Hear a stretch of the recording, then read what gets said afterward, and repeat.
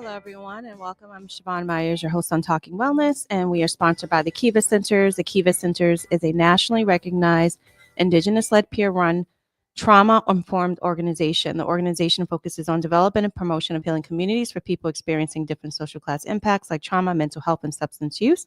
You are listening to Unity Radio 97.9 FM, Worcester's Community Connection. And I want to welcome everyone here today. We have a special guest, Debbie Hartung? Hartung, yes. Hartung, yes, I got it. How are you doing today? And welcome. I'm doing well. Thank you so much for having me, Siobhan. I'm really excited to be on the show. I'm excited that you're here. You're all the way from California. How's the weather there?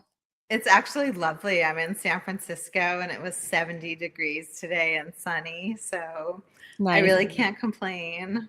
Okay, perfect. So let's get into it. So tell the listeners and viewers, what's your background, where you're from, what do you do? Sure. So I am an artist. Mm-hmm. I focus on abstract art. And I'm also a new author. I recently completed a memoir entitled The Factory of Maladies, 7 Days on a San Francisco Psych Ward. Mm-hmm.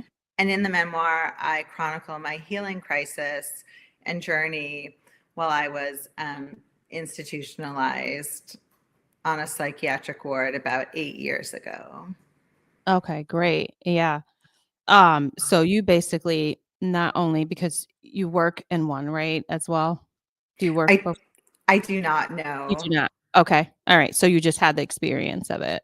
I did. And because of my experience, I felt that I had to begin advocacy on some level. And so that's what pushed me to write and share my story, even though it is uncomfortable at times. I just want others to feel less alone. And I'd really like to reduce the stigmas that surround mental health issues at this moment. Absolutely. In psychiatric wards, being in one, it can be really challenging. I haven't personally been in one, but just working at some levels of it and coordinating with those individuals that work in that type of facility, it can be really challenging. And just talking from experience and dealing with the clients or patients who have been in there, it's really challenging as far as things being different, feeling like you're locked down, like you have no rights. Some people may, they may, relate it to feeling like being like a locked up animal in a cage of some sort. So let's talk about your memoir and your experience. How far that was a while ago? It was 8 years ago, and it took me 8 years to complete my book because writing it was so traumatic. It brought up so many memories, and I did suffer from PTSD after my institutionalization. And so writing it was my ultimate catharsis, but it really did take time because I needed to process while I was writing. Okay, great. Well, tell us a little bit about your experience and, obviously that inspired you to write the book.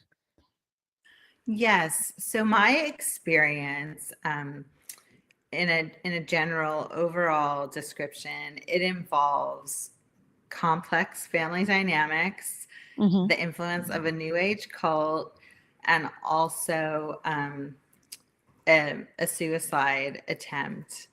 And I woke up on a psychiatric ward 8 years ago, and I couldn't remember how I got there. And the only reason I knew my name was because it was written on a hospital bracelet. And I didn't know where I was. I thought I was in jail at first because the surroundings were so sparse, and the mattress I was sleeping on was incredibly dirty, and there were bars on the window, and I just didn't know what happened. And I was on the ward for a week, and as I took my medicine once again and my memory began to heal, I started to piece together what happened.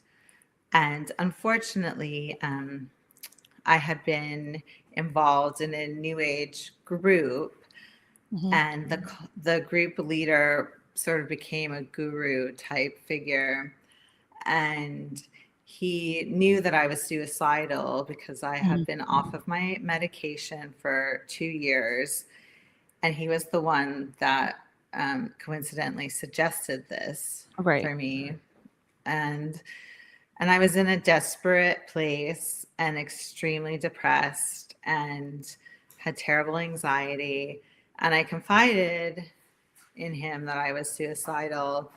And he sort of suggested that it was karmic and that if I was going to follow through, I should just make sure to change my will and leave everything over to him.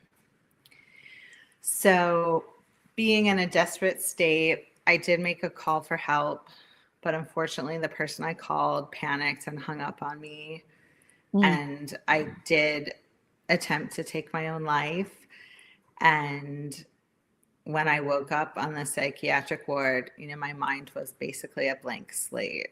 I I did suffer a neurological deficit Mhm. from my attempt, which was an overdose. So that was also very challenging, being on a psychiatric ward, not knowing why I was there, but in addition to feeling ill from overdosing, having a neurological deficit as well. Mhm. And I just thought, you know, but I came out of the other side and I did heal. And it was writing my memoir and sharing my story that have actually given me the greatest healing and some of the most joy in my life, which I never would have imagined while I was on the psychiatric ward.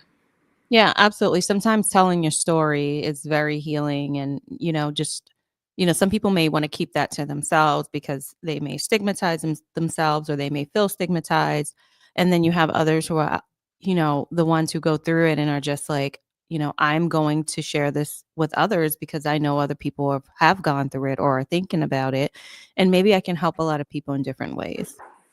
Right. Yes, exactly. And that's my main goal. Hmm. I would, also one of my main goals is to help encourage people to seek help Hmm. before they make an attempt like I did, because although I healed, I still have deficits to this day and blank spots in my memory and challenges. Hmm. So it's something that, while I understand, I would not recommend.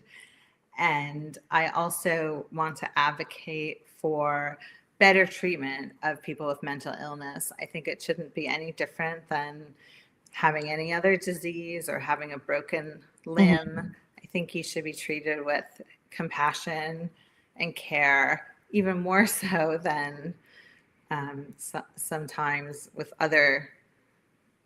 in other situations.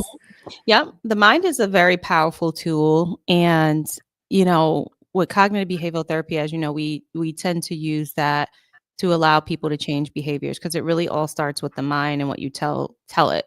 Right. And so a lot Yeah. of work goes into reconstructing the thoughts, the patterns, interrupting those thoughts and patterns, right? Having distractions. Now, who found you? Like, because were you just So that the person I called Mhm. after panicking called me back, and obviously was not answering the phone. Mhm. And so she called somebody in San Francisco that coincidentally we both knew. Mhm. So my friend, she's Susan in the book. So Susan drove over and called me, Mhm. texted me, rang my doorbell, and I didn't answer. So she called 911, Mhm. and the police officer that was there didn't have a warrant, so he wasn't technically allowed to open the door to my building or my apartment. Right. But being a very good citizen, he borrowed a ladder from the fire department, and I left my window open in my living room, and so he crawled up the ladder and into my living room to save my life. Wow. Yeah, so I was Amazing. very lucky. Definitely. Someone looking down and protecting you, and it's Yes. amazing how that because it's like, what are the odds? Like, they hung up, they panicked, they hung up, then they called back, and then Right. realize maybe that was a huge mistake and that something happened, right? Yes. Yes. So I And feel very fortunate in that respect. definitely. So we'll talk more after the break. I am your host, Siobhan Myers on Talking Wellness, and you are listening to Unity Radio 97.9 FM, Worcester's Community Connection.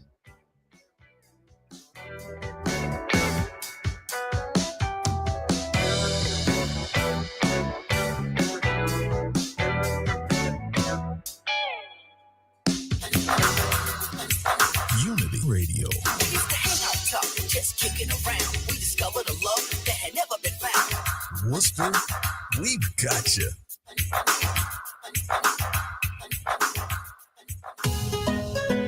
Activa la radio y Unity Radio 97.9 FM te invitan a escuchar el bloque latino todos los sábados de 7 de la mañana hasta la 1 de la tarde por los 97.9 FM en la ciudad de Worcester.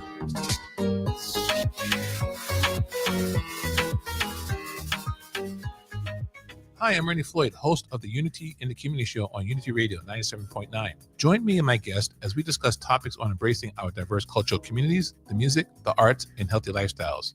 I'm Randy Floyd, host of the Unity in the Community Show, Wednesdays at 3 p.m. on Unity Radio 97.9, Worcester's Community Connection. Hi, I'm Kate Toomey, City Councilor at Large. I want to remind you that Election Day is Tuesday, November 4th. Please be sure to get out and vote. You can vote early at the Worcester Public Library starting Saturday, October 25th until October 31st. If you have any questions, please contact the Election Commission at City Hall by calling 508-799-1134 or email elections@worcesterma.gov. Please get out and vote. I'll be 9th on your ballot. This message sponsored by the Committee to Elect Kate Toomey. Hi, I'm Storm, and I'm a part of the Bruce Wells Scholars Upward Bound program. The Upward Bound program is a program that helps many promising low-income, first-generation, college-bound Worcester High School students. After joining this program, I've learned many different and important life skills while making new connections and getting real-world experiences through internships and classes. If you're interested in any of these opportunities, you can find more information at www.sevenhills.org or 617-866-1293. That's www.sevenhills.org or 617-866-1293. A brighter future begins with you. Tune in to Affirmations with Alex, and together we will affirm our way to a healthier mindset by listening to empowering messages. Hi, I'm Alex from Affirmations with Alex. Join me every Monday through Thursday at 10 p.m. on Unity Radio 97.9 FM, Worcester's Community Connection. Hi, I'm Siobhan Myers, host of Talking Wellness, and you're listening to Unity Radio 97.9 FM, Worcester's Community Connection.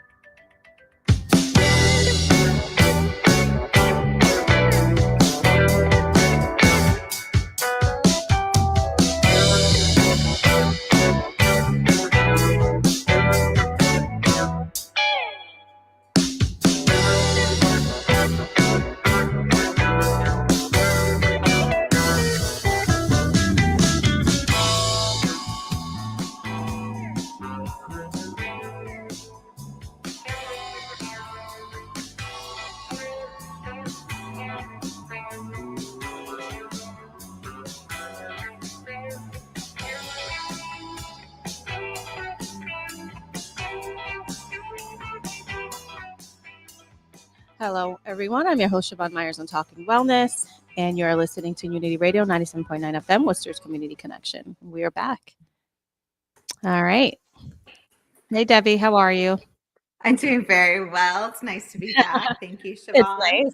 I hope you enjoyed your break. I did. Thank you. All right. So before we left, for the break, we talked a little bit about like your experience in the psych ward and what that was like in the book, what led up to that. Let's talk a little bit about the experience being there. Like, how long were you in there for? I was there for a week, and initially I was put on a 72-hour legal hold, which in California is a 5150, and then it was extended to a 5152, which means that I could have stayed there up to 30 days. And after that, I would have been transferred to a state-run facility. And I felt, as you mentioned earlier, I felt completely powerless because once you're signed in California onto a psychiatric ward, only the doctor that evaluates you can sign you out. And so I felt like this doctor had all this power over me. And for the first 3 days, I didn't even know why I was there. So that was incredibly challenging. And I did feel like a caged animal because we were not allowed outside. And it, unfortunately, it rained the entire time I was there. So that didn't really help. And there wasn't a lot to do. It was quite, you're already in this, such a fragile state and Absolutely. Yeah, and I'll speak for myself. I was incredibly depressed. A lot of my fellow patients were, and yet the only activities we were given were occupational therapy sessions. And I totally understand that they were meant to be helpful, but we just filled out paperwork essentially and little worksheets, and it didn't match where we were. And there was no group counseling or a therapist there. So we were really left to our own devices. And there was a lot of just sitting around, unfortunately, and kind of a lot of the stereotypes you think about when you think about a psychiatric ward were true. But it was in these moments that I was able to really connect with my fellow patients. And I saw and experienced amazing acts of human kindness and compassion. And I saw the frailty of the human condition as well. And so, although it was terrifying at the time and incredibly frustrating, in retrospect, it was sort of a gift. Right. A lot of people who enter into like inpatient psych wards, it's just, they speak of the same like experience, like how people, it's like, okay, they just put you in this room and you, like you said, you're left to your own devices. So it can be very insulting, because you're vulnerable when you're there. And you oftentimes have like the other patients to lean on because you guys are going through like similar experiences. Exactly. And it's interesting to me that anyone with a mental illness is sort of put on this ward, and yet there's, the variety of mental illnesses is, there's just so many. And so some patients, were quite aggressive, and I did feel threatened at times, and others, total opposite end of the spectrum, and everyone in between. So I just find that interesting that we were kind of lumped into this one category and just sort of left alone most of the time. Right.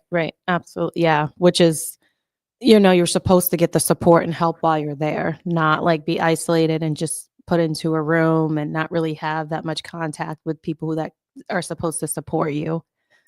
Yeah. Right. And I think it's unfortunate, but in San Francisco, like many other cities, there is not the funding available and necessary for mental health care.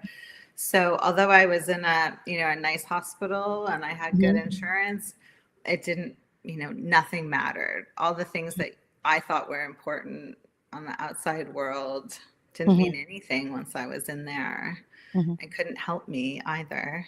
Yeah, that's interesting because when you look at California, like the pay rate is up there. I mean, obviously the cost of living is expensive, but if you really, vet appropriately for salary, like it's they want people in the field. So that's just, and like you said, the funding. So maybe that's changed over time, I really hope so. And also I felt that the staff was very burned out. I could just sense it. And I know they work 12-hour shifts, which were, quite intense.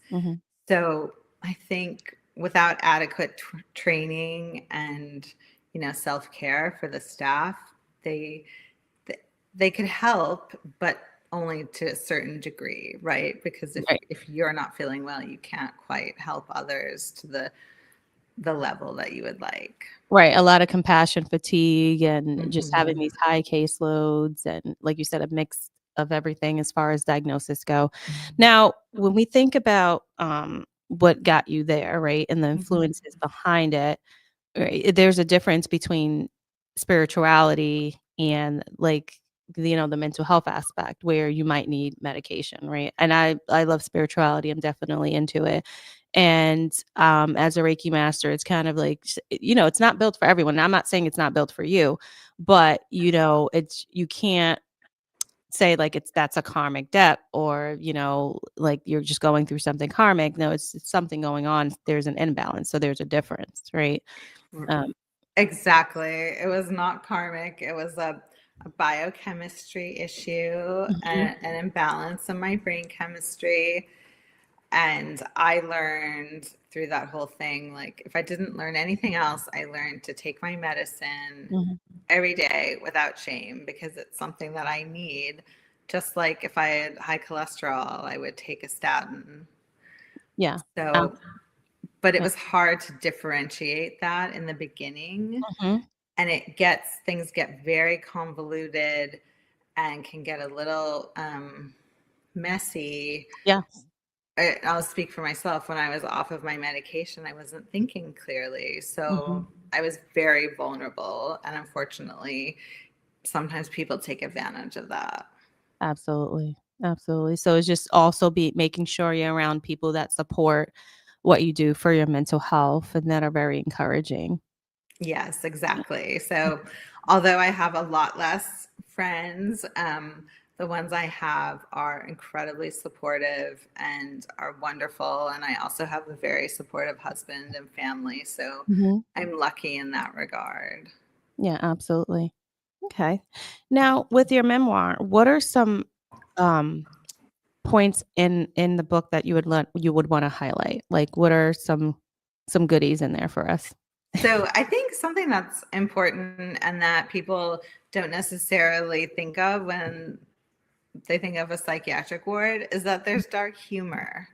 Mhm. And I feel like I'm kind of one of those people that can find the silver lining or the humor in any situation. And Mhm. I was able to find it through my darkest hour on the psych ward. So I share that with my readers Mhm. and I share the compassion and the connection with my fellow patients that I spoke of earlier. Mhm. And I also, it's a quick read and it's written in a manner so that you feel immersed on the psychiatric ward with me. It Mhm. starts when I wake up and then it goes through when I was released after a week. So it chronicles my days and it gives you an insider's perspective as to what patients actually experience, Mhm. what they eat, what they do all day or not do. So it's and it's not just for people that have experienced mental illness. It's for anyone that's curious or has a loved one that have been hospitalized or experienced mental illness to any degree. Mhm. Yep, absolutely. Yeah. Yeah. It's definitely a challenging population, and it's when you need that type of support and then you're put into a place that's just like that can be more traumatizing than the experience of your mental illness sometimes, or even just add on to it. Exactly. And that's what happened to me. So Mhm. my hope is that by sharing my story, I can help prevent that for somebody else. Mhm. And also, I feel like I should mention that the reason I actually started writing was because of the kindness of a nurse on the ward. Nice. Yeah. And there, somewhere in my chart, buried deep, was the fact that I was an artist and a writer and that I used to Mhm. work in publishing.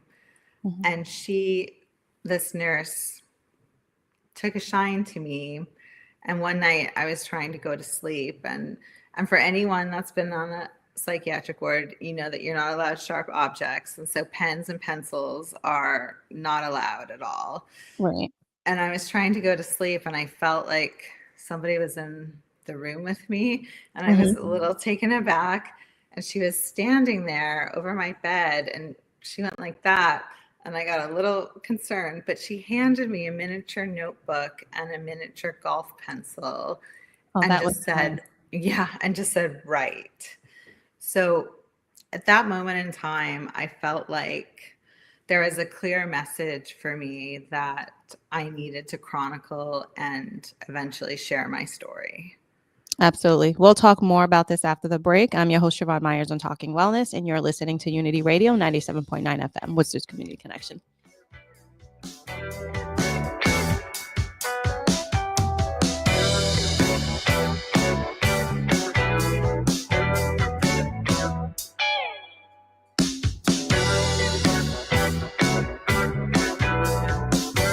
Hey, it's DJ Kid Cash on the ones and twos. Unity Radio 97.9 FM, Worcester's Community Connections.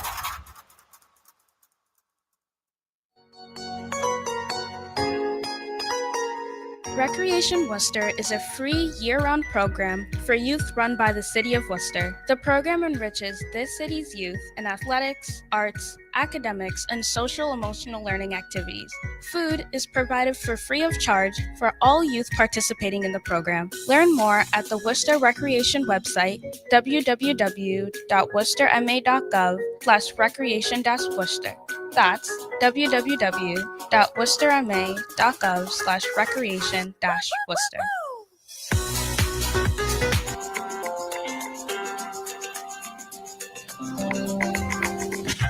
Support for Unity Radio 97.9 FM is provided by Ruth H. and Warren A. Ellsworth Foundation, established in 1964, focusing on education, social services, and youth agencies, and the Mildred H. McAvoy Foundation, giving primarily to health, educational, cultural, and human service organizations. Unity Radio, Worcester's Community Connection.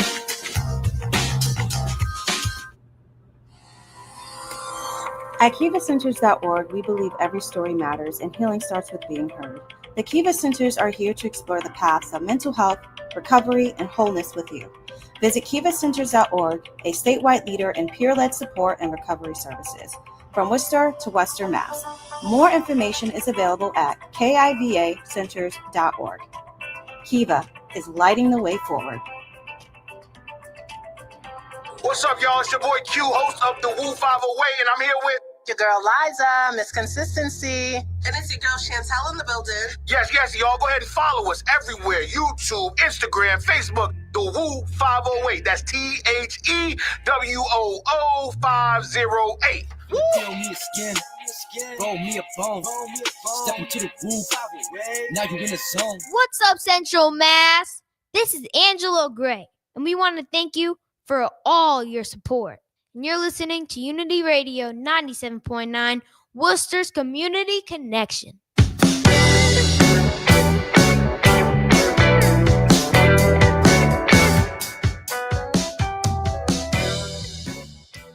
Hello, everyone. I'm your host, Siobhan Myers on Talking Wellness, and you are listening to Unity Radio 97.9 FM, Worcester's Community Connection. And we are back. Hello. Hey, Debbie. Welcome back. Thank you. Nice to be back. Absolutely. So we left off regarding like the nurse handing you like a book and a pen, which is like a sharp object. And, we can't, we're not supposed to have that in a psych ward, but she did that for you because did she see you draw something, write something, or does she just know based off of what you've told her?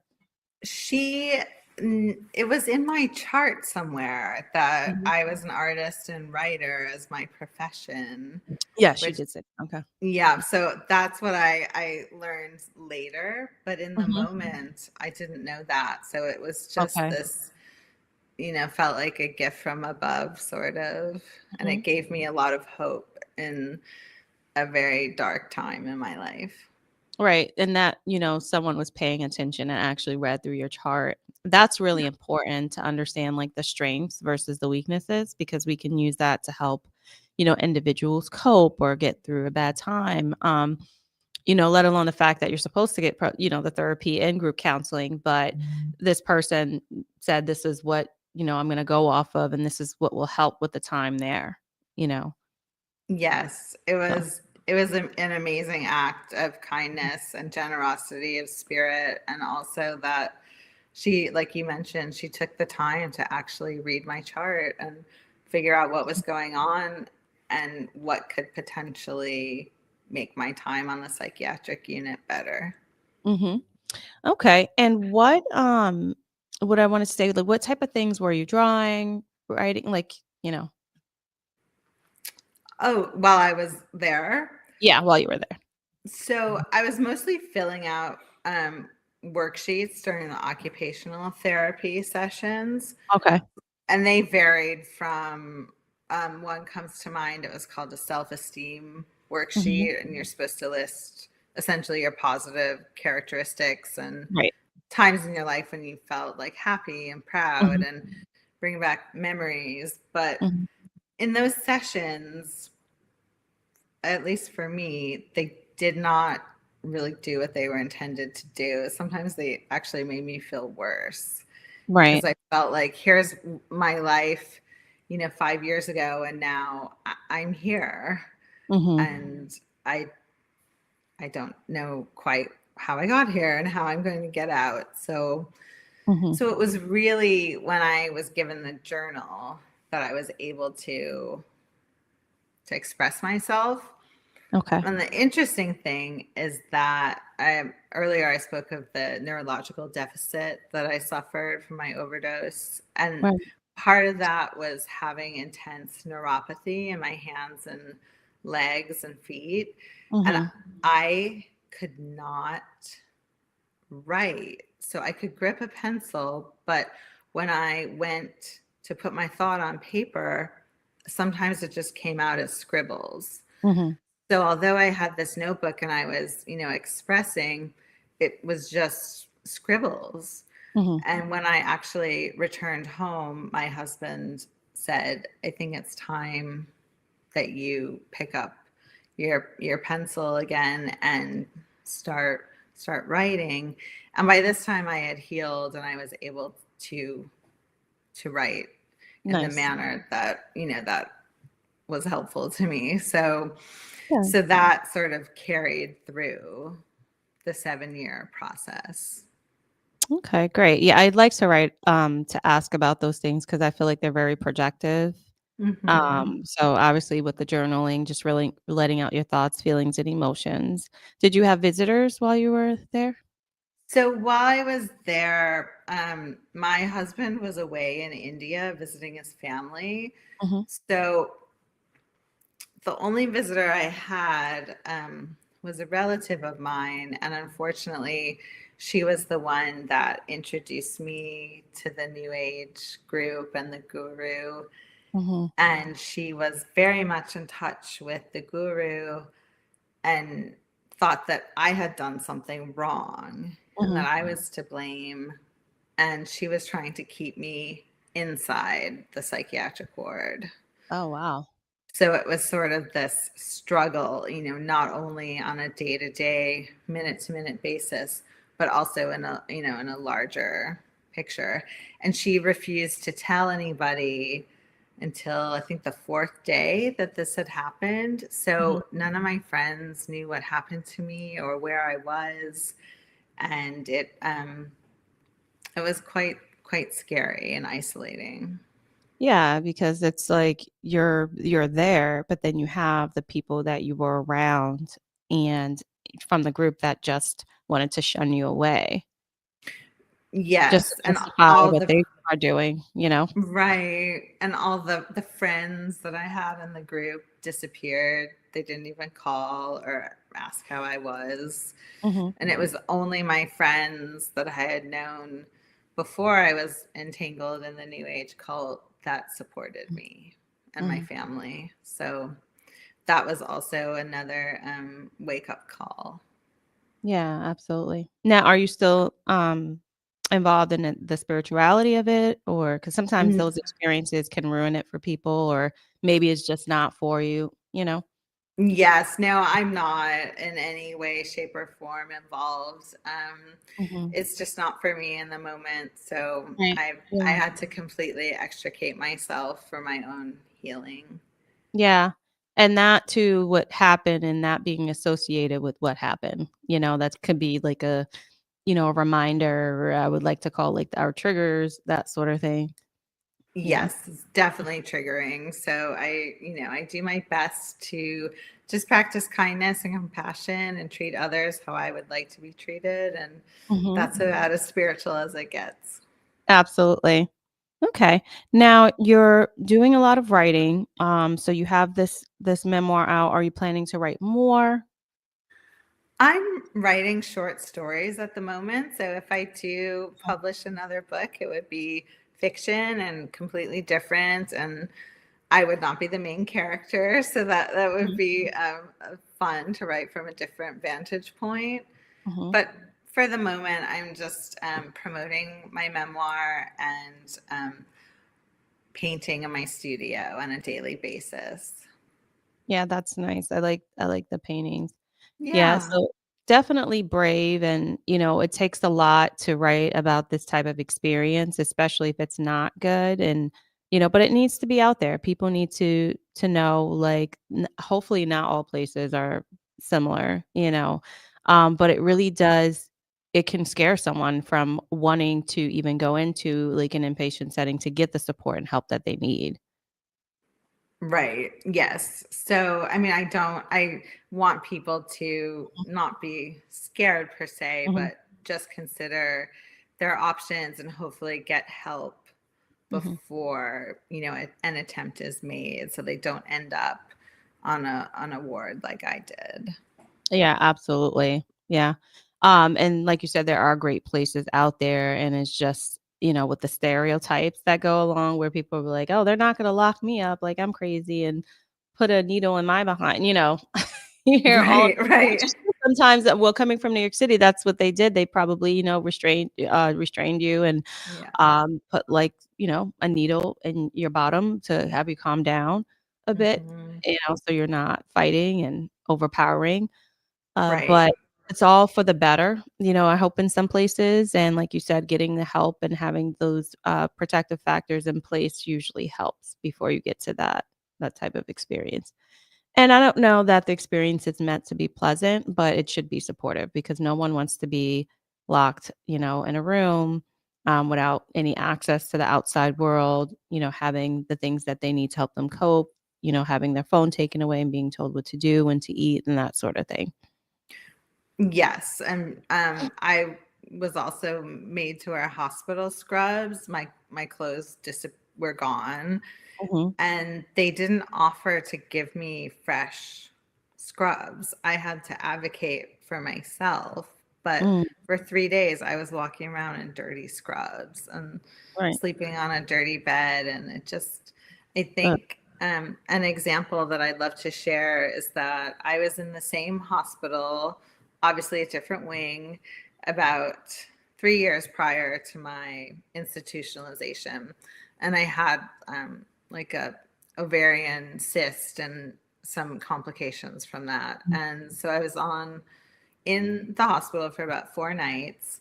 And mhm. while I was there, I was given extra pillows and Mm, heated blankets and morphine for my pain and 24-hour mhm. nursing with some of the kindest, most compassionate, knowledgeable staff I've ever encountered. And Mm, yet, when it was a mental health crisis, I was almost treated like I was in jail. So mhm. I think it's just sort of an example of how society views, treats, and funds mental health care at the Right. moment. Which should be a top priority, right? A lower Yes. level of care is important, but really when you're getting up to the higher level of care, that should definitely be made a priority because lower level of care is usually like the outpatient, people have access to family and friends. Often it's least restrictive in some sort of way where at the higher level of care, you don't really have access to anything or anyone. So really just investing more in those social supports and, education levels so that the person can drop down to a low level of care, Um, Exactly. Yes. mhm, I really hope that that can happen and that it is mhm, happening at the moment because we desperately need changes in that field. absolutely. Well, I'm your host, Siobhan Myers on Talking Wellness, and you are listening to Unity Radio 97.9 FM, Worcester's Community Connection.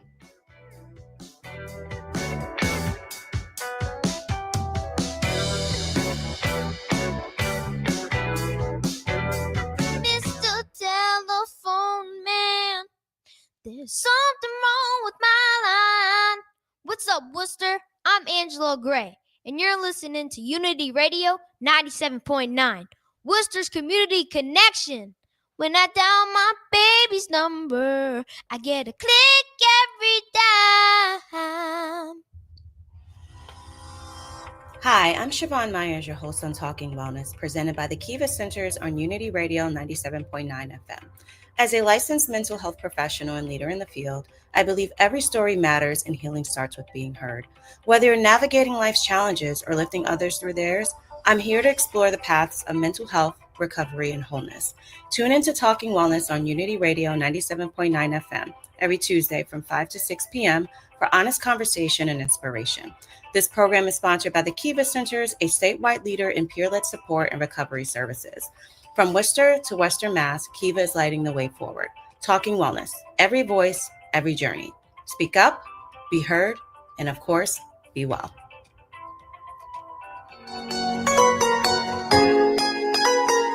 Recreation Worcester is a free year-round program for youth run by the City of Worcester. The program enriches this city's youth in athletics, arts, academics, and social-emotional learning activities. Food is provided for free of charge for all youth participating in the program. Learn more at the Worcester Recreation website, www.worcesterma.gov/recreation-worcester. That's www.worcesterma.gov/recreation-worcester. What's up, Worcester? It's your boy AG, better known as Angelo Gray, and you're listening to Unity Radio 97.9, Worcester's Community Connection.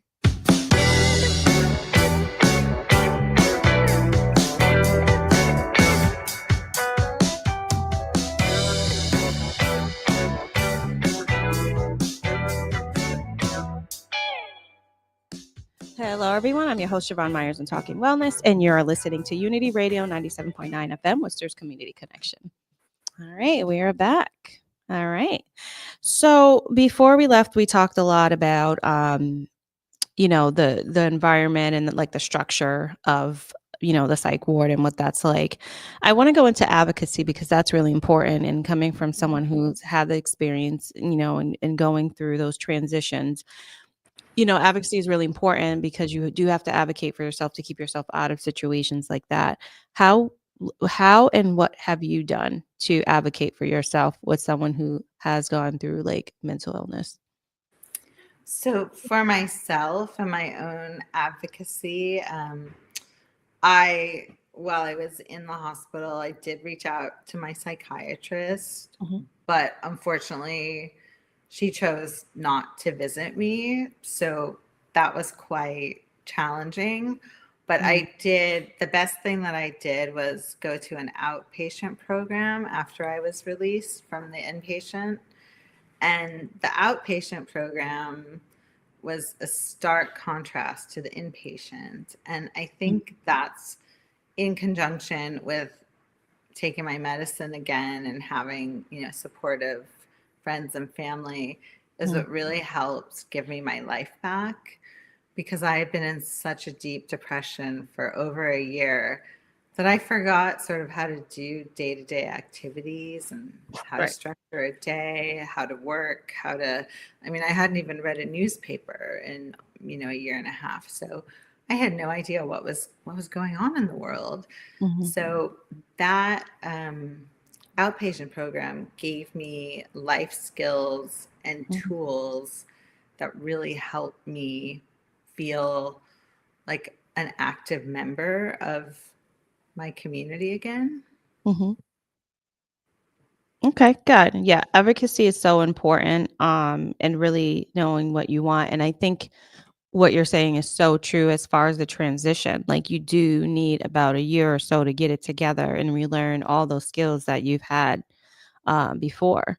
And those supports do matter. And so it's a shame how she couldn't go in there and visit you, but at the same time, it's a little different too, what they allow and what they don't allow. But also, if she could have pushed for it, that could have happened. But you got what you needed in outpatient anyway, so that works out.